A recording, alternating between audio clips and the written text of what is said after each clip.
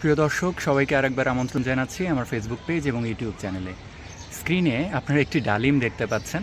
এটা হচ্ছে আমার ছাদ বাগানে পাকিস্তানি জাতের ডালিম। আমি পুরো গাছটা একবার দেখাই আপনাদেরকে। এখানে আরেকটা ডালিম পেকে আসছে। সম্প্রতি আরও কিছু ডালিম হয়েছিল, কিন্তু নর্মালি এই সিজনে যে পরিমাণ ডালিম আমি পেয়ে থাকি সে তুলনায় একটু কম আছে। কম থাকার রিজন হচ্ছে বসন্তে আমি যখন ছাদ বাগানে নতুন করে মাটি তৈরি করছিলাম তখন এই গাছটাতে প্রচুর ফুল ছিল এবং গাছটা আমি রিপোর্টিং করে দিয়েছিলাম। যেহেতু রিপোর্টিং করেছি শেকড়ে আঘাত লেগেছে, ওই সময় অনেকগুলো ফুল ঝরে পড়ে গিয়েছে। সাধারণত সেপ্টেম্বর মাসে এটা রিপোর্টিং করলে ভালো হয়, কিন্তু আমি যেহেতু বসন্তে এবার মাটি তৈরি করেছি তাই আর সেপ্টেম্বর পর্যন্ত অপেক্ষা না করে আমি এটা বসন্তে মানে ফেব্রুয়ারির মাঝামাঝির পরপরই আমি এটা করেছিলাম। আচ্ছা, গাছটার বয়স কত অনুমান করুন তো। যারা আমার নিয়মিত ফলোয়ার তারা হয়তো বা জানেন এই গাছটার বয়স হচ্ছে 6 বছরের বেশি। মানে আমার ছাদ বাগানের বয়স হচ্ছে 6 বছরের বেশি। তখন চারাটা কেনা হয়েছিল হয়তো বা কয়েক মাস বয়সী একটি চারা। তো সেই হিসাবে এটার বয়স 6.5 বছর আমরা অনুমান করতে পারি। প্রতি বছর এটা আমাকে 3 ধাপে ফলন দেয়, কখনো 2 ধাপে কখনো 3 ধাপে ফলন দেয় এবং সারা বছর জুড়ে এটা হয়, কারণ এটা হচ্ছে 12 মাসি। এই ডালিমটা বর্ষাকালে এক রকমের হয়, শীতকালে আরেক রকমের হয়। মানে বর্ষাকালে এটার ভেতরটা হয় লালচে এবং মিষ্টি, এবং শীতকালে হয় ভেতরটা সাদাটে, অবশ্যই মিষ্টি। ছাদ বাগানে যেই ডালিমগুলো খুব ভালো হয় তার মধ্যে পাকিস্তানি জাতটা অন্যতম।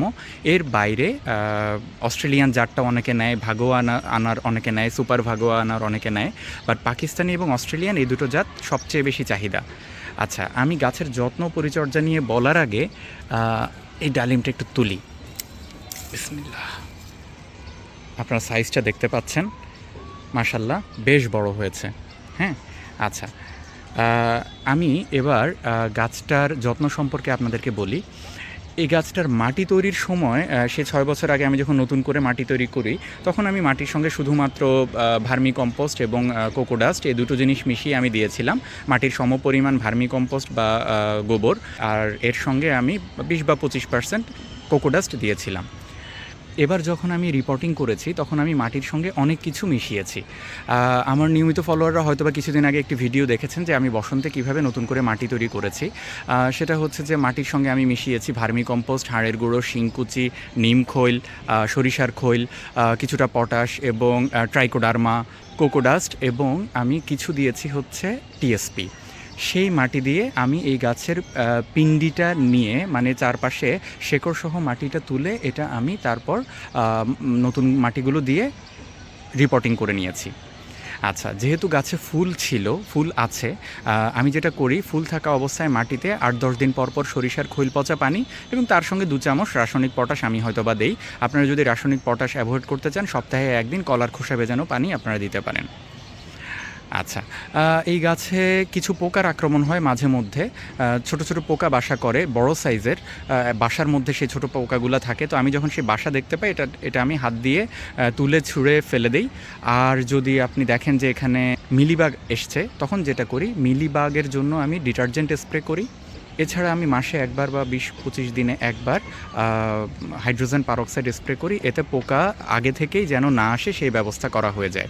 তো আপনারা চাইলে এইভাবে গাছের যত্ন নিতে পারেন। এছাড়া যদি আপনি দেখেন অর্গানিক পদ্ধতিতে বা আমি যেভাবে বললাম এইভাবে কাজ হচ্ছে না, তখন আপনারা রাসায়নিক কীটনাশক দিতে পারেন। সেটা আপনারা নিকটস্থ নার্সারি বা বিশেষজ্ঞ কারো পরামর্শ নিয়ে দিতে পারেন।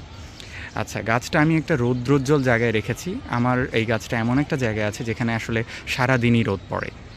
তো সারাদিনই রোদ পড়ার কারণে গাছ অনেক বেশি পুষ্টি পাচ্ছে। আপনারাও গাছ এমন জায়গায় রাখবেন যেখানে অন্তত দিনে 5 থেকে 6 ঘন্টা রোদ অন্তত পায় গাছ। সেই জায়গায় যদি আপনারা গাছ রোপণ করেন সেটা খুব ভালো হবে। আচ্ছা, আর আপনাদের যদি বিশ্বস্ত জাতের চারা প্রয়োজন হয় আমাকে ইনবক্স করতে পারেন, যে বিশ্বস্ত জায়গা থেকে ভালো জাতের চারা যেখানে আপনার চোখ বন্ধ করে অর্ডার করতে পারবেন, এরকম যদি প্রয়োজন হয় আমাকে ইনবক্স করতে পারেন। আমি যে জায়গা থেকে চারা সোর্স করি সেখান থেকে আমি আমার ফলোয়ারদের জন্য সোর্স করে দেবো ইনশাল্লাহ। সবাইকে ভিডিওটি দেখার জন্য ধন্যবাদ জানাচ্ছি। ভালো থাকবেন, সুস্থ